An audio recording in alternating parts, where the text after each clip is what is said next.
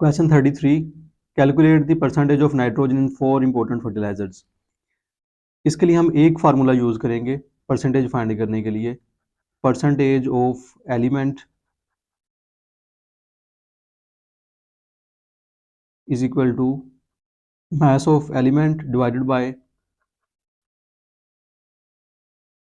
Molar mass of compound into 100। यहाँ पे हमने फाइंड करना है अमोनिया में percentage of nitrogen in ammonia is equal to mass of nitrogen over mass of ammonia into 100। यहाँ पे नाइट्रोजन का एक एटम है, एक एटम में नाइट्रोजन का मास है 14,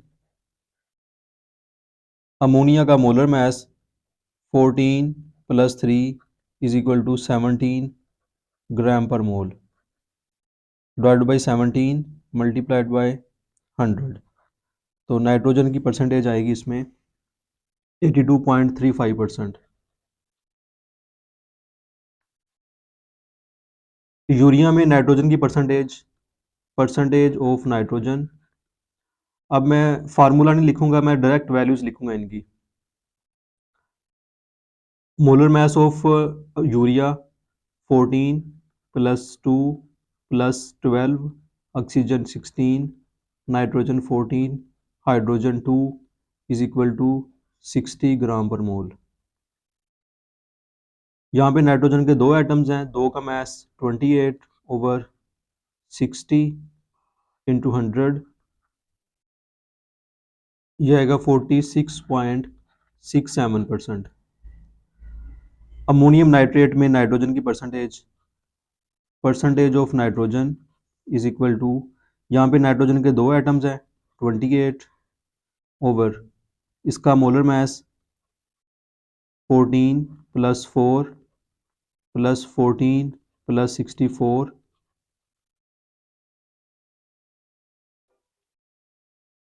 यह आएगा 80 ग्राम पर मोल। 80 इंटू 100 35%। अमोनियम सल्फेट में इसका मोलर मास होगा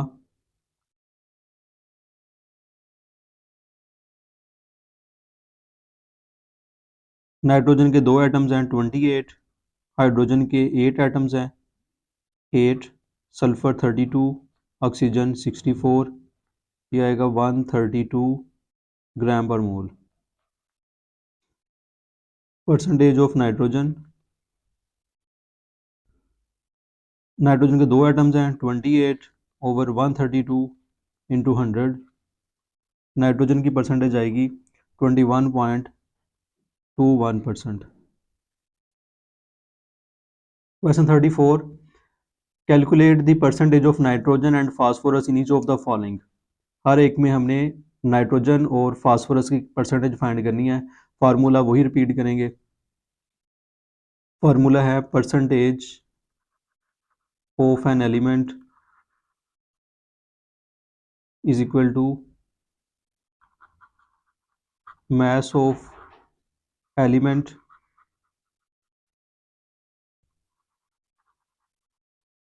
mass of compound into 100। मैं जस्ट वैल्यूज पुट करूंगा, फार्मूलाज हम हर एक में ही लिखेंगे जब हम एग्जाम में लिखेंगे इसको।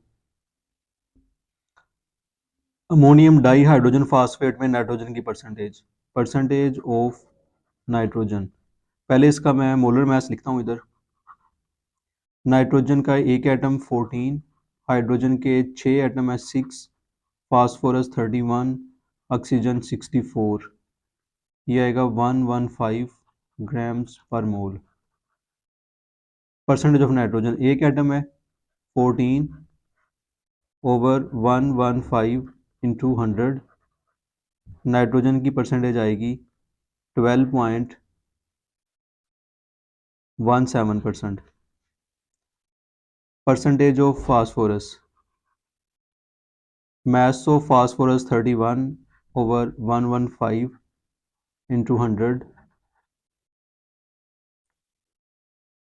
26.96%.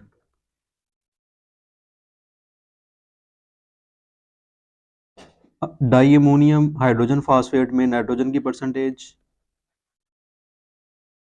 पहले इसका मोलर मास फाइंड आउट करूंगा।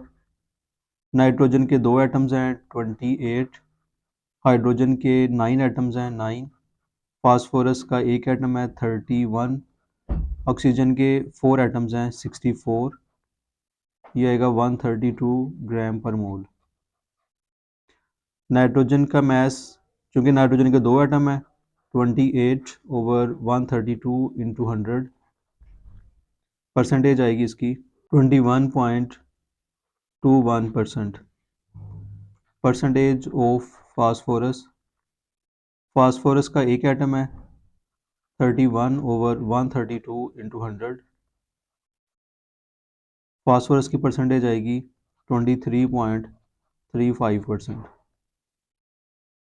अमोनियम फास्फेट में नाइट्रोजन की परसेंटेज और फास्फोरस की परसेंटेज, मोलर मास इसका होगा, नाइट्रोजन के 3 एटम्स हैं 42, हाइड्रोजन के 12 एटम्स हैं 12, फास्फोरस का एक एटम है 31, ऑक्सीजन के 4 64, ये होगा 149 ग्राम पर मोल। नाइट्रोजन की परसेंटेज 3 एटम्स हैं 42, 149 इंटू 100, ये आएगा 28.19%। परसेंटेज ऑफ फास्फोरस, एक एटम है फास्फोरस का 31 ओवर 149 इंटू 100, ये आएगा 20.80% फास्फोरस की परसेंटेज। Question 35, define mole. मोल को हम 4 तरह से डिफाइन कर सकते हैं। The atomic mass of an element, molecular mass of a molecule, formula mass of a formula unit, ionic mass of the ionic species is expressed in grams। किसी element का atomic mass जब ग्राम में ज़ाहिर करेंगे वो कहलाएगा ग्राम एटम। किसी molecule का मालिकुलर मास जब एक्सप्रेस करेंगे ग्राम में वो कहलाएगा ग्राम मालिक्यूल। किसी फार्मूला यूनिट का फार्मूला मास एक्सप्रेस करेंगे ग्राम में वो कहलाएगा ग्राम फार्मूला। इसी तरह किसी आयनिक स्पीशी का आयनिक मास जब ग्राम में ज़ाहिर करेंगे वो कहलाएगा ग्राम आइन। तो ये 4 डेफिनेशन है, 1 2 3 एंड 4। बेसिकली ये 4 केमिकल स्पीशीज़ की बुनियाद पर 4 डेफिनेशंस की गई हैं। For example 1 gram atom of hydrogen is equal to 1.008 grams. तो हाइड्रोजन का एक ग्राम एटम या एक मोल 1.008 ग्राम के इक्वल है। इसी तरीके से वाटर का एक ग्राम मॉलिक्यूल 18 ग्राम के इक्वल है। What do you know about gram atom, ये ऊपर भी एक्सप्लेन किया है। जब किसी एलिमेंट के एटॉमिक मास को हम ग्राम्स में एक्सप्रेस करेंगे तो वो एक ग्राम एटम कहलाएगा या वो मोल कहलाएगा। 1 gram atom of carbon 12 gram के इक्वल है, 1 gram atom of uranium 238 gram के इक्वल है। तो अगर number of gram atoms find करने हैं तो उसका फार्मूला है ग्राम एटम्स या number of moles is equal to mass over molar mass. 37, what is Avogadro's number, the number of atoms, number of molecules, number of ions present in gram atom of an element। ये पहली definition, ये दूसरी definition, ये तीसरी definition. अगर किसी element के atoms 6.02 cross 10 to power 23 होंगे वो एक ग्राम एटम कहलाएगा। इसी तरीके से मालिक्यूल्स होंगे 1 ग्राम मालिक्यूल में, आइंस होंगे 1 ग्राम आयनिक स्पीशी में। तो ये हमेशा एवोगैड्रोस नंबर के बराबर होती हैं और एवोगैड्रोस नंबर है 6.02 क्रॉस 10 टू पावर 23। जिस तरह हम कहते हैं कि कोई भी शय तादाद में गिन के 12 कर लें, वो एक दर्जन होती है, 1 डजन। इसी तरीके से किसी एलिमेंट के एटम्स गिन के 6.02 क्रॉस 10 टू पावर 23 एटम्स कर ले। किसी कंपाउंड में इतने मॉलिक्यूल्स कर लें। किसी फार्मूला यूनिट में, आयनिक कंपाउंड में फार्मूला यूनिट कर लें, या किसी आयनिक स्पीशी में आइंस की तादाद गिन के इतनी कर लें, तो वो 1 मोल कहलाएगी। और वो जो तादाद है उसके लिए हमने कह दिया कि ये एवोगैड्रोस नंबर है। इसको हम Na से रिप्रेजेंट करते हैं।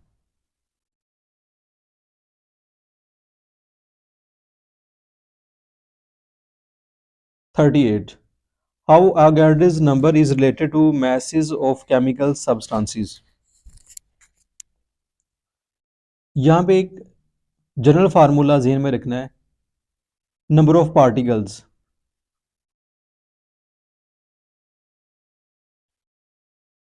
Is equal to, number of particles को मैं n से रिप्रेजेंट करूँगा। n is equal to mass over molar mass into Avogadro's number. Number of particles में नंबर ऑफ एटम्स आएंगे, number of molecules, number of formula units, number of ions आएंगे। Number of atoms is equal to number of atoms of an element is equal to mass of the element over atomic mass into Na। बिल्कुल यही formula है, ये मैंने short में लिख दिया है। Number of molecules of a compound, mass of the compound over molecular mass into Na। number of ions of an ionic species, mass of the ion, ionic mass into Na। 39. how many molecules of water are there in 10 gram of ice। तो यहाँ पे हम यही formula use करेंगे। Mess हमें given है, mass of ice is equal to 10 gram, molar mess ice का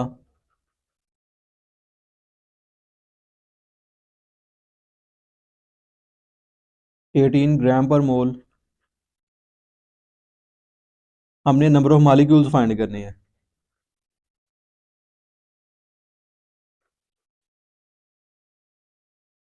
number of molecules का फार्मूला है mass over molar mass into Na। Mass 10, molar mass 18, Avogadro's number से मल्टीप्लाई करेंगे।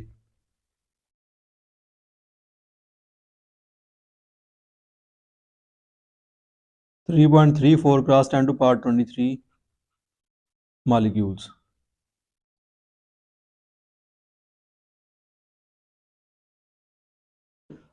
How many oxygen atoms are present in 4.8 gram of ozone. Mass of ozone given है,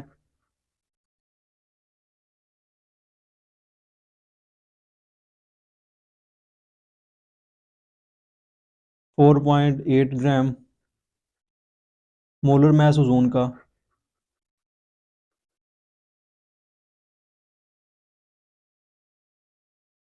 3 atom है, 48 ग्राम per mole.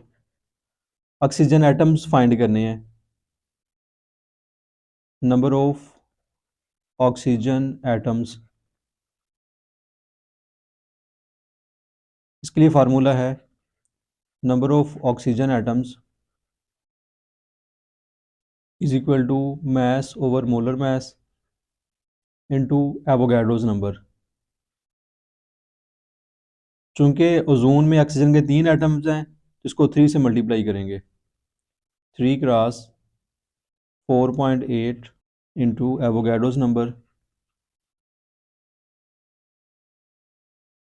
Number of oxygen atoms होंगे 1.806 cross 10 power 23 atoms. 41 calculate the moles of 100 gram of silicon यहाँ पे थोड़ी सी correction करें, 0.1 kg of silicon, 0.1 kg silicon में के number of moles calculate करने हैं। यहाँ पे हमें गिवन है मास ऑफ सिलिकॉन 0.1 kg, इसको कन्वर्ट करेंगे ग्राम में, वो आएगा 100 gram. Molar mass of silicon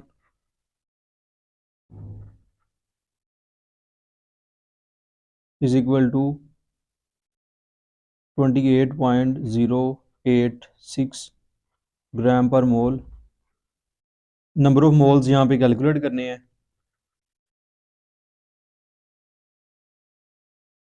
number of moles का फार्मूला है मास ओवर मोलर मास। मास यहाँ पे है 100 gram over 28.086 which is equal to 3.56 moles. 42 calculate mass in grams of 10 to power -3 moles of magnesium sulphate. यहाँ पे मोल्स हमें given है, moles of MgSO4 10 to power -3,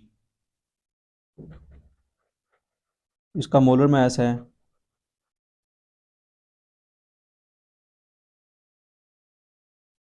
magnesium 24, sulphur 32, oxygen के 4 atoms हैं 64, इसका मोलर मास आएगा 120 ग्राम per mole. यहाँ पे हमने कैलकुलेट करना है मास ऑफ MgSO4। फार्मूला है number of moles is equal to mass over molar mass. Mass is equal to number of moles into molar mass. Number of moles हैं 10 to power -3, molar mass है 120, इसका answer आएगा 0.12 ग्राम। 43 calculate the number of grams atoms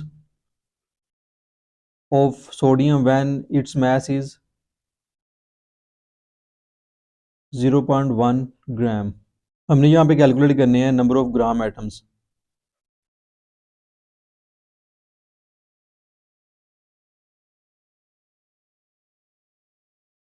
इसको हम moles भी कह सकते हैं। इसमें मास हमें गिवन है mass of sodium 0.1 gram, sodium का मोलर मास है 23 gram per mole. Number of moles का फार्मूला है N is equal to M over M। Values put करेंगे, मास गिवन है 0.1, मोलर मास 23, इसका आंसर आएगा 0.0043 मोल्स, या इसको लिखेंगे 4.3 cross 10 to power -3 moles. 44 how many molecules of water are present when its amount is 0.25 moles. Number of molecules water में find करने हैं।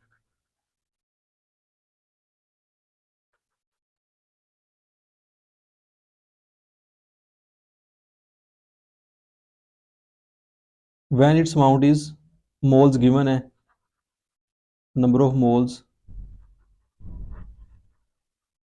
Is equal to 0.25, molar mass है वाटर का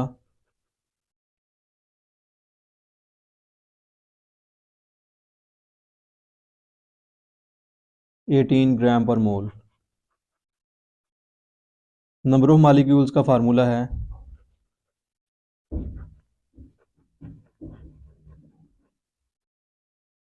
number of moles into Avogadro's number. Moles given है 0.25, इसको multiply करेंगे Avogadro's number के साथ, 1.5625 cross 10 to power 23 molecules. 45. Calculate the number of carbon dioxide molecules in 20 grams of it. Number of carbon dioxide molecules find करने हैं।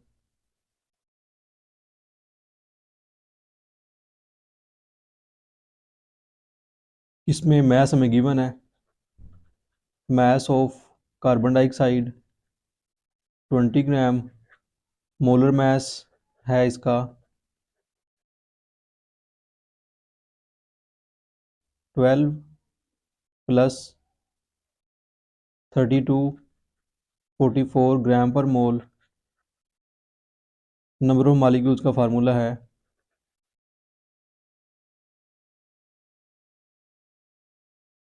Mess over molar mass into Avogadro's number. ऊपर वाले question में number of moles into N A था, यहाँ पे चूंकि number of moles नहीं गिवन तो नंबर ऑफ मोल्स का फार्मूला होता है मैस ओवर मोलर मैस, ये पुट कर दिए। Mass 20, molar mass 44, Avogadro's number.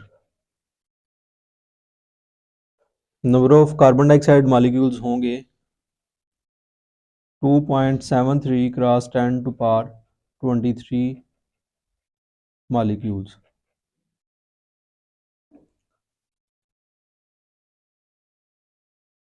Question 47, define molar volume. एक mole ideal gas standard temperature और प्रेशर के ऊपर हमेशा 22.414 क्यूबिक डेसीमीटर वॉल्यूम ऑक्यूपाई करती है और ये वॉल्यूम मोलर वॉल्यूम कहलाता है।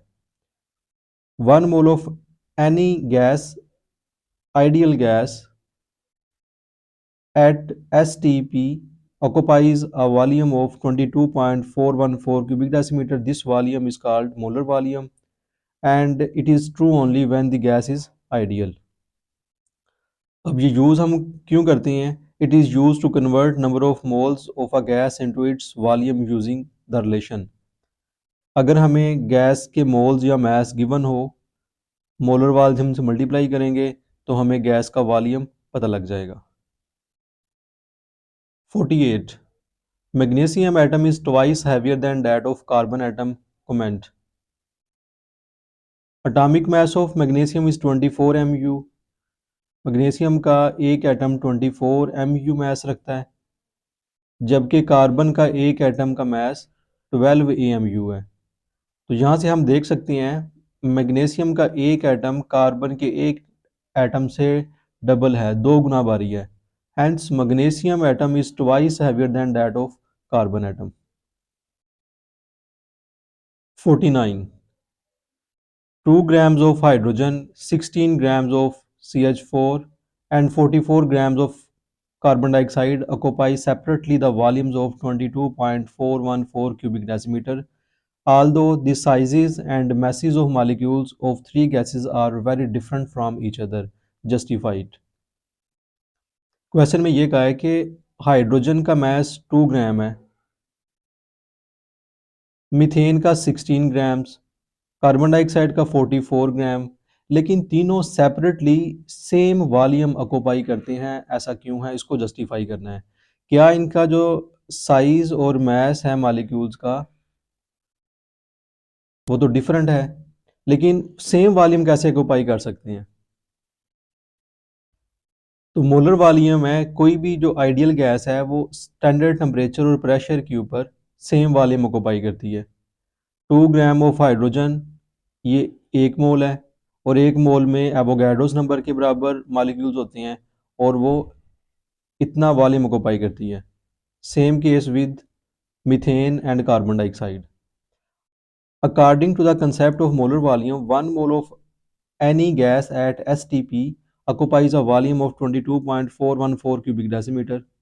The masses and sizes of the molecules do not affect volume. ये important कि जो masses और sizes हैं molecules के वो volume पे इफेक्ट नहीं करते। The reason is that in the gaseous state the distance between molecules is 300 times greater than their diameters. यानी एक मॉलिक्यूल दूसरे मॉलिक्यूल से उसके डायमीटर का 300 टाइम्स दूर होगा, तो इस तरीके से वो उनके वॉल्यूम पे इफेक्ट नहीं करेगा। That's why these occupy the same volume. 50 23 gram of sodium and 238 gram of uranium have equal number of atoms in them, justify। 23 gram sodium में और 238 ग्राम यूरेनियम के अंदर सेम नंबर ऑफ एटम्स हैं, क्यों, जबकि दोनों का मास डिफरेंट है। 23 ग्राम सोडियम भी 1 मोल है, 238 ग्राम यूरेनियम भी 1 मोल है, तो 1 मोल में नंबर ऑफ एटम्स सेम होंगे। तो इसलिए हम कह सकते हैं since equal number of gram atoms of different elements contain equal number of atoms, hence 1 mole of sodium and 1 mole of uranium, चूंकि दोनों 1 मोल्स हैं तो 1 मोल में नंबर ऑफ एटम्स की तादाद सेम होगी। 180 gram of glucose and 342 grams of sucrose have the same number of molecules but different number of atoms present in them, justified। Glucose का molar मास 180 ग्राम per मोल है और सक्रोज का मोलर मास 342 ग्राम per मोल है, तो दोनों का 1 मोल है। 180 gram of glucose 1 mole, 342 gram of sucrose 1 मोल, और 1 मोल के अंदर एवोगाड्रोस नंबर के बराबर पार्टिकल्स होते हैं। तो हम कह सकते हैं कि 180 gram of glucose and 342 gram of sucrose have same number of molecules because both have same number of moles, लेकिन इनमें नंबर ऑफ एटम्स जो हैं वो डिफरेंट है। उसकी वजह क्या है, सक्रोज का फार्मूला है C12H22O11, इसकी एटॉमिसिटी है 45। ग्लूकोज का फार्मूला है C6H12O6, इसकी एटॉमिसिटी 24। तो नंबर ऑफ एटम्स दोनों में डिफरेंट है जबकि नंबर ऑफ मॉलिक्यूल्स दोनों में सेम है।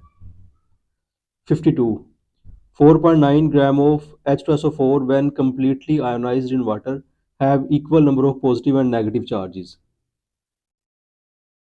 equal number of positive and negative charges, but the number of positively charged ions is twice the number of negatively charged ions। लेकिन ions की तादाद पॉजिटिव आइंस ट्वाइस हैं as compare to negative charge ions. तो ये बड़ा वाज़ेह है, H2SO4 की जब डिसोसिएशन होगी तो 2 हाइड्रोजन आइंस बनेंगे और 1 सल्फेट आयन बनेगा। अगर हम इनके नंबर ऑफ चार्जेस देखें तो 2 हाइड्रोजन आइंस हैं तो +2 चार्ज होगा, और 1 सल्फेट आइन है -2 चार्ज होगा। तो नंबर ऑफ चार्जेस जो हैं वो इक्वल हैं, पॉजिटिव एंड नेगेटिव, लेकिन नंबर ऑफ आइंस डिफरेंट है। जो पॉजिटिव आइंस हैं वो तादाद में 2 हैं जबकि जो नेगेटिव आइन है वो तादाद में 1 है। तो इसलिए कहेंगे कि positive charge ions is twice the number of negatively charge ions.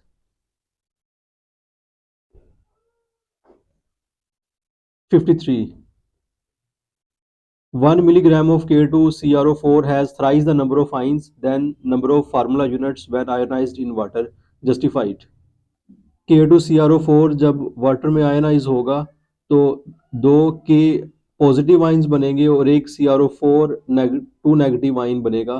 तो फार्मूला यूनिट यहाँ पे 1 है, लेकिन यहाँ पे टोटल आइंस की तादाद जो प्रोड्यूस हो रही है 2 पॉजिटिव 1 नेगेटिव 3 आइंस प्रोड्यूस हो रहे हैं। तो इसलिए K2CrO4 has thrice the number of ions than number of formula units। 54 1 mole of H2SO4 should completely react with 2 moles of NaOH। H2SO4 का 1 मोल NaOH के 2 मोल से रिएक्ट करना चाहिए। एवोगाड्रोस नंबर कैसे इसको एक्सप्लेन करेगा। H2SO4 की जब डिसोसिएशन होगी, वाटर में आयोनाइज होगा, उससे बनेंगे 2 हाइड्रोजन आइंस और 1 सल्फेट आइन।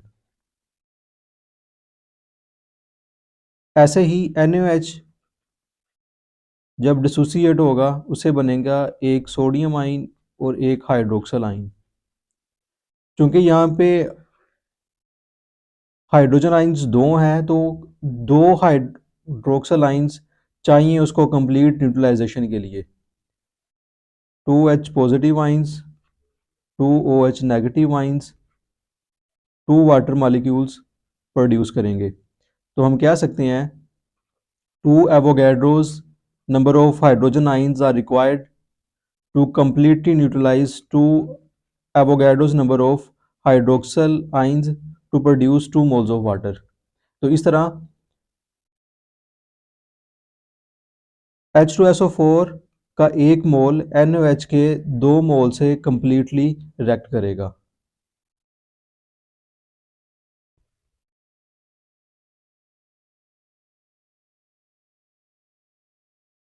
55. 1 mole water has 2 moles of bonds. 1 mole water में 2 मोल्स बॉन्ड है.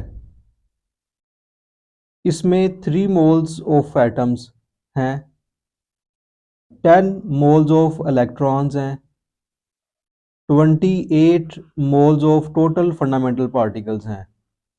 इसमें 1 मोल ऑफ वाटर में. अब इसको हम बारी बारी जस्टिफाई करते हैं. वाटर के एक मॉलिक्यूल में 2 बॉन्ड्स हैं. 1 मॉलिक्यूल 1 मोल में कितने होंगे? 1 मोल में 2 मोल बॉन्ड्स.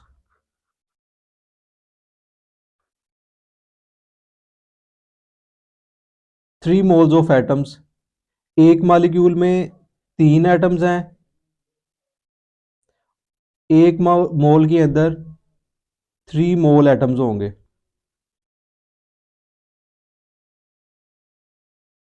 ऐसे ही 10 मोल्स ऑफ इलेक्ट्रॉन्स. ऑक्सीजन में टोटल 8 इलेक्ट्रॉन्स हैं. हाइड्रोजन में एक, इसमें भी एक. टोटल 10 इलेक्ट्रॉन्स होंगे एक मॉलिक्यूल में. एक मॉलिक्यूल में 10 electrons.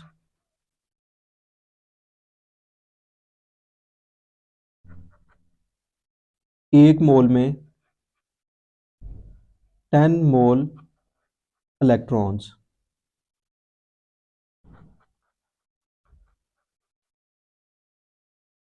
and 28 moles of total fundamental particles.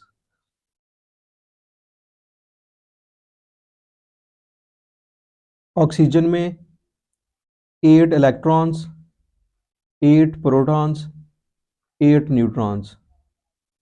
Hydrogen में क्योंकि 2 एटम्स हैं हाइड्रोजन के, 2 इलेक्ट्रॉन, 2 प्रोटॉन, न्यूट्रॉन कोई नहीं है. इनको हम ऐड करेंगे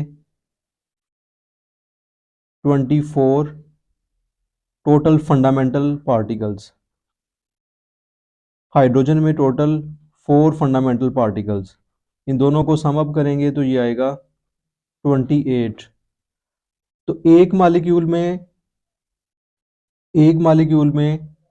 28 फंडामेंटल पार्टिकल्स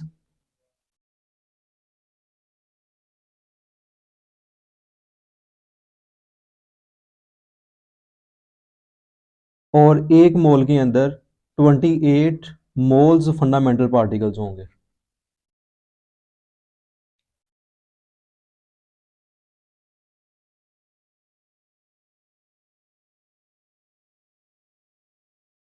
तो इस क्वेश्चन में हम सिमेट्री बना रहे हैं. पहले हम बात करते हैं सिंगल मॉलिक्यूल की, फिर हम एक मोल के अंदर उसकी तादाद बता रहे हैं.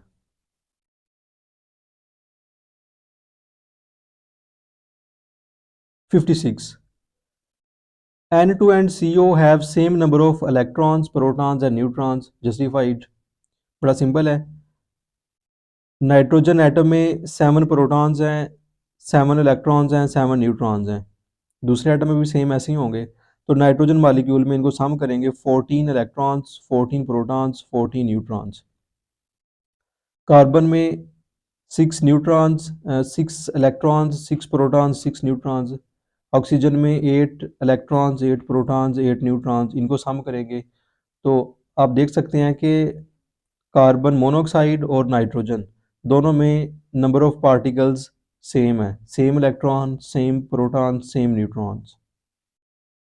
57 100 cubic centimeter of ammonia and 100 cubic centimeter of hydrogen gas at STP contain equal number of molecules. Justify. दोनों में नंबर ऑफ मालिक्यूल्स सेम है। Different gases have different molecular message, different gases का डिफरेंट मालिकुलर मैसेज है। Size of each gaseous atom is different from each other, इनका size भी definitely different है एक दूसरे से, लेकिन दोनों ने नंबर ऑफ पार्टिकल्स जो ऑक्यूपाई किए हैं स्टैंडर्ड टेम्परेचर और प्रेशर के ऊपर, वो एवोगैड्रोस नंबर ऑफ पार्टिकल्स हैं। इसकी क्या रीज़न है? According to Avogadro's law, equal volumes of all the ideal gases, कोई भी आइडियल गैसेस हो, इक्वल अगर उनका वॉल्यूम है सेम टेम्परेचर और प्रेशर पे, तो उनमें नंबर ऑफ मॉलिक्यूल्स भी सेम होंगे। सो 100 cubic centimeter of ammonia and 100 cubic centimeter of hydrogen gas at STP contain equal number of molecules. 58. Define stoichiometry and write down its basic assumptions. The study of the quantitative relationships between reactants and products in a balanced chemical equation is called stoichiometry. Stoichiometry chemistry की branch है जिसमें हम रेक्टेंट्स और products balanced equation के अंदर quantitative study करते हैं, यानी रेक्टेंट से प्रोडक्ट्स बनते हैं, कितने रेक्टेंट्स हों और उनसे कितने प्रोडक्ट्स बनेंगे क्वांटिटेटिवली, मोल्स, उनके वॉल्यूम, उनके मैस, मोलर मैस, ये क्वांटिटेटिव रिलेशनशिप्स की स्टडी जो है वो स्टाइकोमेट्री कहलाती है। इसमें हम दो बेसिक अजम्पशंस को, कंडीशंस को मद्देनज़र रखते हैं। Number one, all the reactants are completely converted into products, तमाम के तमाम रेक्टेंट्स प्रोडक्ट्स में कन्वर्ट होने चाहिए। नो साइड रिएक्शन अकर, कोई साइड रिएक्शन अकर ना हो। While doing stoichiometry calculations the law of conservation of mass, law of conservation of mass, law of definite proportion भी ओबे होने चाहिए, यानी जितना मास रिएक्टेंट साइड पे है उतना ही मास प्रोडक्ट साइड पे हो। Law of conservation of mass, law of definite proportion के हर मालिक्यूल कंपाउंड का एक स्टैंडर्ड फार्मूला जो हर जगह पर एप्लीकेबल है और सेम है वही होना चाहिए, उसके अलावा ना हो।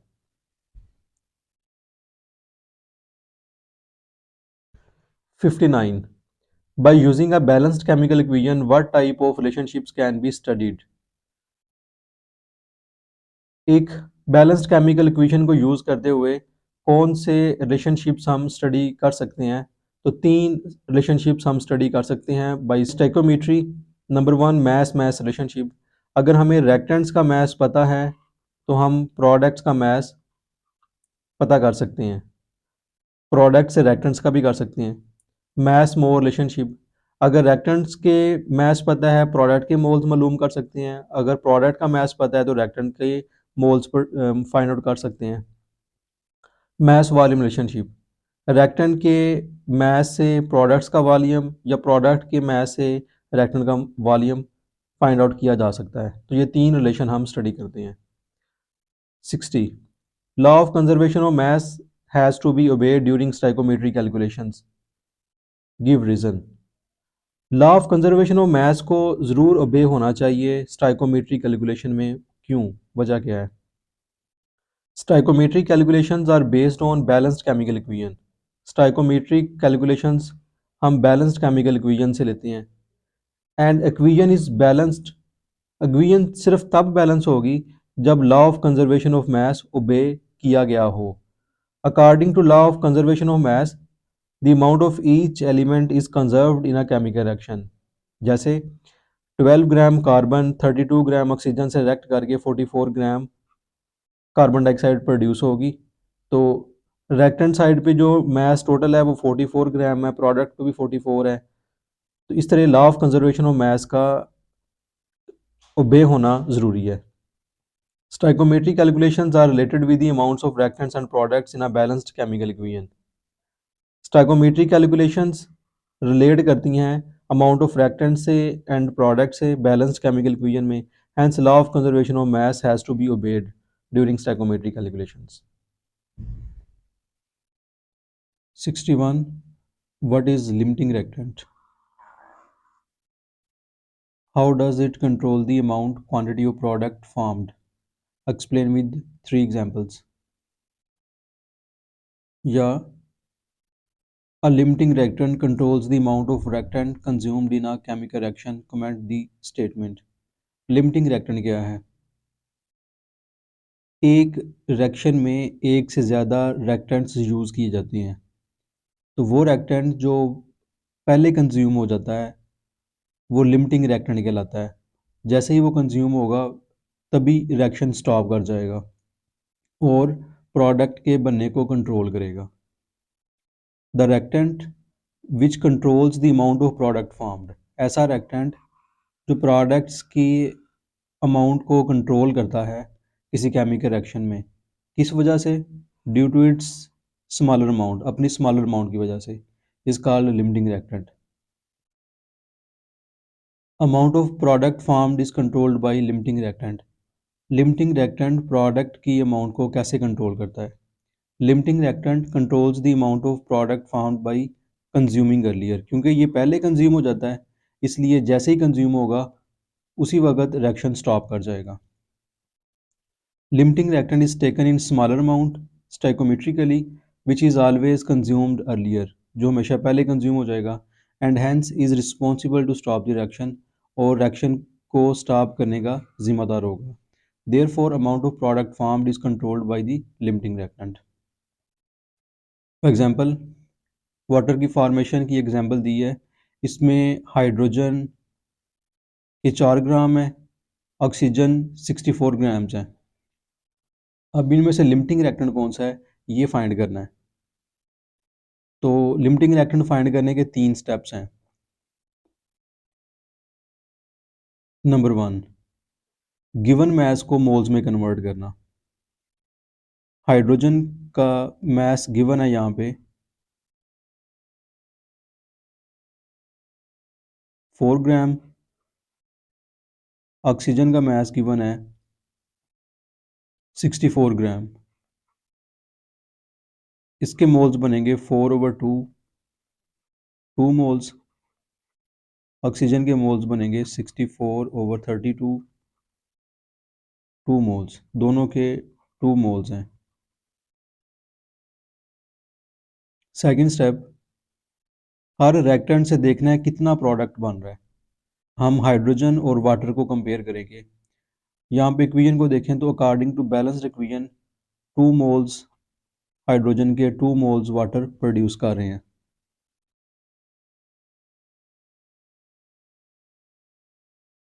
एक मोल से 1 मोल वाटर प्रोड्यूस होगा। हाइड्रोजन हमारे पास है कितनी? 2 मोल्स। 2 मोल से 2 मोल वाटर बनेगा। ऑक्सीजन को हम कंपेयर करेंगे वाटर से। ऑक्सीजन का 1 mole according to balance equation 2 mole water बना रहा है। ये ऑलरेडी यूनिटी पे है। ऑक्सीजन हमारे पास है 2 मोल्स। 2 मोल्स ऑक्सीजन से 4 मोल वाटर प्रोड्यूस होगा। थर्ड स्टेप, अब इस कैलकुलेशन से हमने अंदाज़ा लगाना है कि कौन सा रिएक्टेंट लीस्ट अमाउंट प्रोडक्ट की बना रहा है।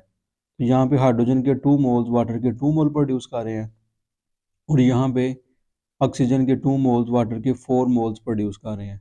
तो चूंकि हाइड्रोजन वाटर के लीस्ट मोल बना रहा है 2, तो हम कह सकते हैं कि hydrogen is a limiting reactant.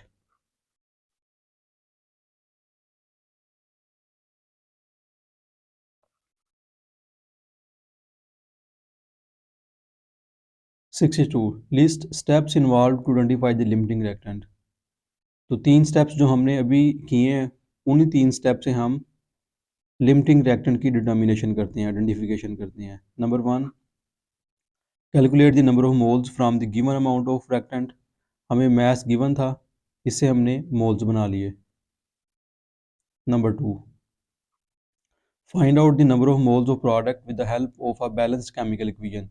Balanced chemical equation से प्रोडक्ट के नंबर ऑफ मोल्स कैलकुलेट करने हैं, ये हमने कैलकुलेट कर लिए। Number 3, identify the reactant which produces the least amount of product as limiting reactant. जैसे मैंने जस्टिफिकेशन दी है कि हाइड्रोजन प्रोडक्ट में के लीस्ट मोल दे रहा है, वाटर के लीस्ट मोल दे रहा है, तो ये एक लिमिटिंग रिएक्टेंट है hydrogen.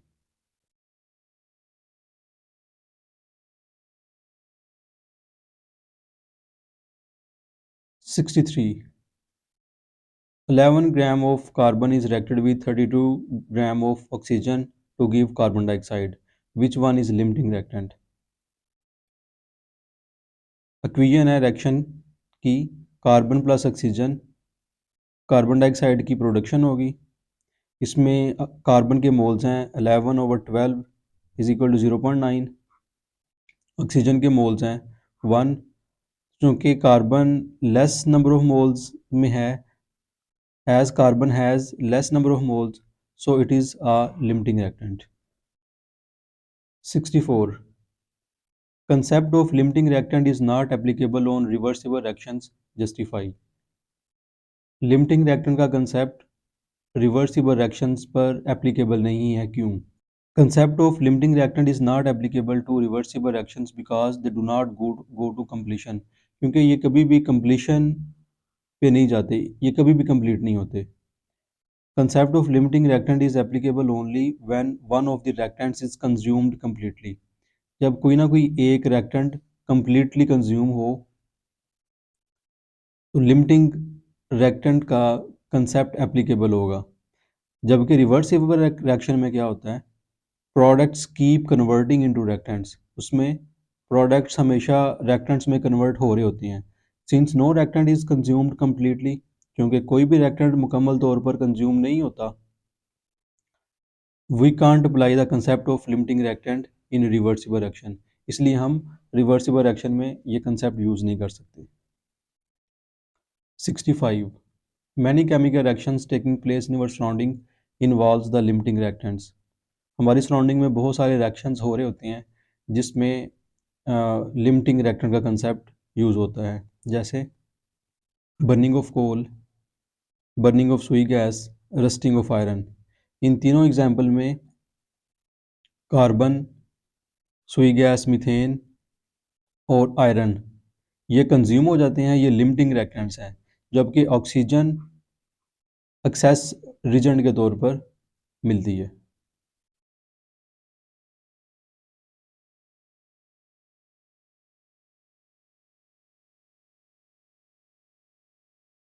66 differentiate between actual yield and theoretical yield. Yield क्या है? The amount of product formed in a chemical reaction, किसी केमिकल रिएक्शन में बनने वाला प्रोडक्ट जो है उसको यील्ड बोलते हैं। यील्ड दो तरह की होती है, theoretical yield, actual yield. Yield की वो अमाउंट जो हम बैलेंस्ड केमिकल इक्वेशन से कैलकुलेट करते हैं वो थ्योरेटिकल यील्ड कहलाती है, और यील्ड की वो अमाउंट जो प्रैक्टिकली रिएक्शन के परफॉर्म करने से मिलती है वो एक्चुअल यील्ड कहलाती है। 67 why the actual yield is always less than theoretical yield. Actual yield theoretical yield से कम क्यों होती है, हमेशा कम क्यों होती है? उसकी बहुत सारी रीजंस हैं। नंबर 1, अ प्रैक्टिकली इनएक्सपीरियंस्ड वर्कर, एक वर्कर है वो इनएक्सपीरियंस्ड है, उसको काम करने का सही अंदाज़ा नहीं है, उससे यील्ड की अमाउंट कम हो जाएगी, या और भी बहुत सारी शॉर्ट कमिंग्स हो सकती हैं।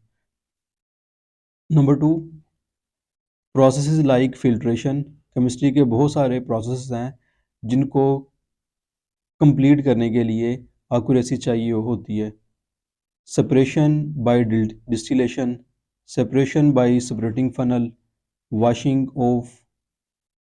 washing, drying and crystallization, if not properly carried out, decrease the actual yield, इससे actual yield की amount कम हो जाती है। Number 3, some of the reactants might take part in a competing side reaction and reduce the amount of desired product। एक reaction के साथ एक side reaction भी हो रहा है जिससे जो amount हमें required product की चाहिए वो कम हो जाएगी। रिएक्शन रिवर्सिबल है, वो कंप्लीशन की तरफ जा नहीं रहा, इससे भी यील्ड कम हो सकती है। There may have been impurities in one or more of the reactants. अगर रिएक्टेंट्स में इम्प्योरिटीज हैं तब भी प्रोडक्ट की अमाउंट इफेक्ट होगी। 68 why we calculate percentage yield, give significance of percentage yield. In most chemical reactions the actual yield is always less than theoretical yield. A chemist is usually interested in the efficiency of a reaction. वो क्या करता है, वो percentage yield मालूम करता है। Percentage yield equal होती है actual yield over theoretical yield into 100। अब इसकी सिग्निफिकेंस क्या है? परसेंटेज यील्ड से हमें रिएक्शन की एफिशिएंसी का अंदाज़ा होता है। Second, more is the percentage yield higher will be the efficiency of the reaction. जितनी परसेंटेज यील्ड ज़्यादा होगी उतनी रिएक्शन की एफिशिएंसी ज़्यादा होगी। Thank you.